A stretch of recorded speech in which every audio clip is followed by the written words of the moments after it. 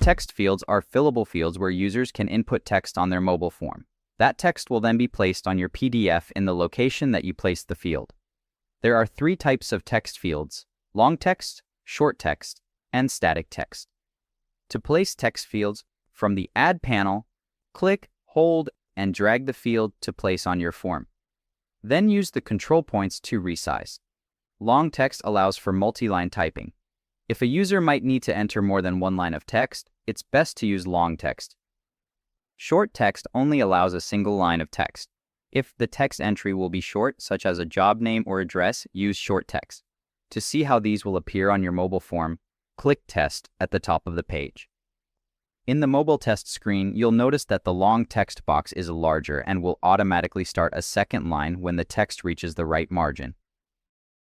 Short text, on the other hand, will continue on in a single line. If the user types text that goes beyond the edge of the field, that text will be cut off.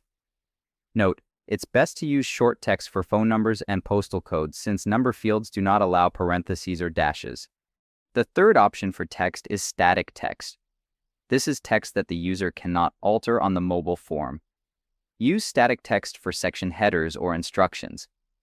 Since PDF text doesn't appear on the mobile form, if there is any text that is not part of a fillable field that needs to be visible on the mobile form, use a static text field. In the field settings for static text, you can choose if you want this text to be visible on your final PDF or hidden.